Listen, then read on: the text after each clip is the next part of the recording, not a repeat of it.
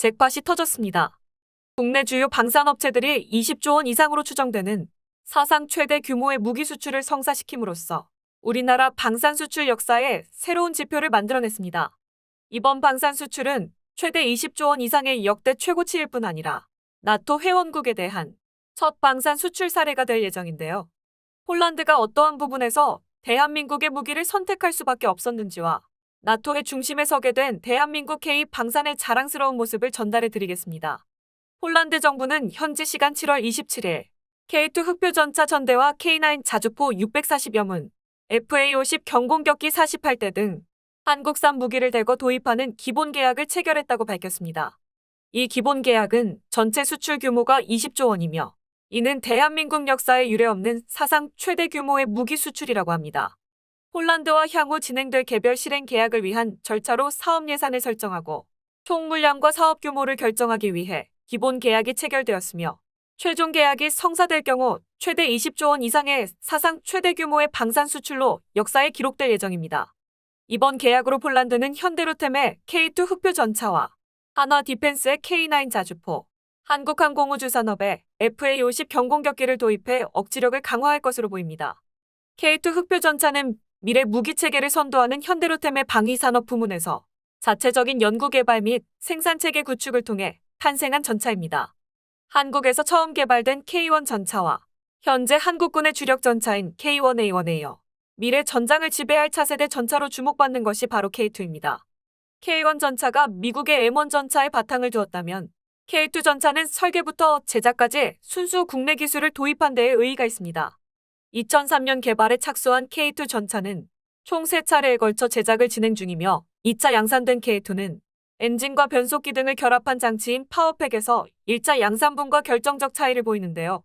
1차 양산분에서는 독일제 엔진과 변속기를 사용했지만 2차 양산분에서는 국산 기술로 만든 엔진과 독일 변속기를 결합한 혼합 파워팩을 탑재하였다고 합니다. K2 전차 개발 당시에 순수 국산 파워팩 장착을 목표로 했던 만큼 50여 대로 예정된 3차 양산분 파워팩에도 관심이 집중되고 있는 상황입니다. 특히 저온 시동 시험에서 영하 32도라는 극한의 환경에서 정상적으로 시동이 걸리는 엄청난 성능을 자랑해 폴란드에서 더욱 신뢰를 받은 것으로 전해집니다. 무장 또한 능동방어 체계와 반응장갑, 한국형 120mm 55구경 장주포, 대전차 미사일, 로켓탄 방호용 레이더, 120mm 포탄 자동 장전장치 등 최신 기술이 대거 집약된 차세대 전차의 대표주자로서 주는 높은 신뢰도가 채택의 주 이유로 손꼽힙니다. 미국의 안보 전문 매체인 내셔널 인터레스트는 21세기 슈퍼전차가 갖춰야 할 조건을 모두 갖춘 전차로 K2 전차를 꼽았는데요. 미래 전장의 필수적인 주요 기술들을 탑재한 이 전차가 세계적으로 주목받는 이유는 어찌 보면 당연할지도 모르겠습니다. K9 자주포는 대한민국 국군이 운용하고 있는 자주 곡사포입니다. 현재 한국군 포병 전력의 주력 장비이자 대한민국 방산 업계의 든든한 효자 상품으로 한국군뿐만 아니라 해외 여러 국가에서도 주력 자주포로 운용하고 있을 정도로 전 세계 자주포들 중 최상위급의 성능을 자랑합니다. K9 자주포의 최대 사거리는 무려 54km에 이르며 사격 속도 역시 자동화된 탄 이송 및 장전 장치가 적용되어 최고 수준의 화력을 자랑합니다. 15초 안에 3발을 사격하는 급속 사격과 3분 동안 연속으로 분당 6발을 사격하는 최대 발사 속도 사격이 가능하며 포미 포탑 구동 시스템의 자동화와 링 레이저 자이로의 적용 등으로 사격 준비 역시 자동화를 이뤄내어 사격 통제 장치, 항법 장치 등과 합칠 시 사격 명령 접수로부터 30초 이내에 초탄을 발사할 수 있는 신속함을 갖고 있어 많은 나라들이 앞다투어 한국과 계약하려 하는 상황입니다. 스톡홀름 국제평화연구소의 통계에 따르면 K9 자주 곡사포는 2000년에서 2017년 세계 자주포 수출 시장에서 50%의 점유율로 압도적인 1위를 기록하고 있으며 사용국 또한 다양한데요. 대한민국은 현재 1300여 문을 운용하고 있으며 튀르키예, 핀란드, 에스토니아, 인도, 노르웨이, 이집트, 심지어 호주까지 주력으로 사용하고 있으며 그들 중 몇몇 나라는 아예 현지 생산 자격까지 갖춘 상황입니다. 그중 인도는 2019년 파키스탄과의 분쟁에 K9을 실전 투입하여 큰 성과를 보고 K9의 실전 성능에 만족해 원래 계획되었던 라이센스 생산을 앞당겨 배치를 서두르고 있다고 합니다. 마지막으로 FA50 경공격기는 한국항공우주산업이 노후화된 F5를 대체하기 위해 개발한 초음속 다목적 경전투기로 접공중 지원을 포함해 공중전 등 다양한 전술에 운용 가능하다는 장점을 갖고 있습니다. 폴란드가 갖게 될 예정인 FA-50 개량형은 최대 추력 8톤급 엔진으로 마하 1.6까지 비행이 가능하며 향상된 디지털 제어 장치를 가지고 있어 신뢰성 및 안정성을 확보하고 있습니다. 폴란드 이전 FA-50을 도입한 국가로는 최근 KF-21로 논란이 많은 인도네시아, 이라크, 필리핀, 태국 등이 있으며 이 나라들 모두 긍정적인 평가를 했던 바가 있습니다. KF-21 보라매의 위상 배열 레이더 개발 성공을 활용하여 FA-50 또한 첨단 위상 배열 레이더를 장착할 예정이라고 합니다.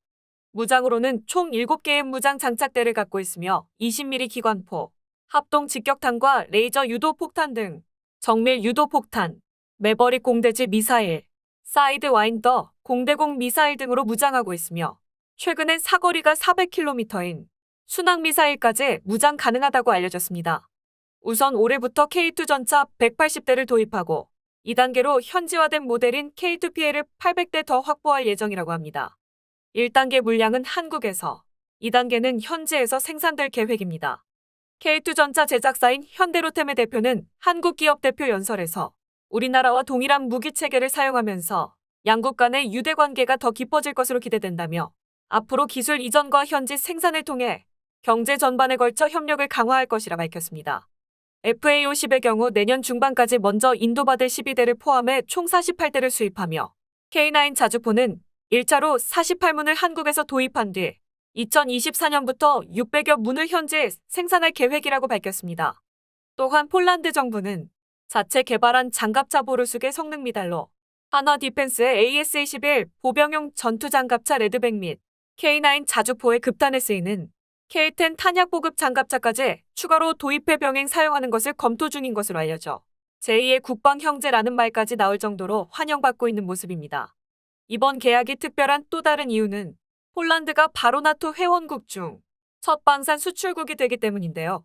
폴란드 부총리 겸 국방부 장관은 체결식에서 우크라이나 지원으로 인해 지상 공중 전력의 공백을 채워야 했는데 기술과 가격, 도입 시기 등을 고려했을 때 한국 무기 체계가 가장 적합했다고 극찬했습니다. 덧붙여 K9 자주포의 경우 기술을 인정받고 있어 빠른 도입이 결정됐다고 설명해 K방산의 신뢰를 더욱 높여줘 세간의 화제가 됐습니다. 한화 디펜스는 올해 안에 폴란드 지사를 설립하고 이를 유럽 방산 수출 확대를 위한 전진기지로 삼아 다양한 무기체계의 통합 솔루션을 제공하고 수출 시너지 효과를 극대화할 계획이라고 밝혔습니다.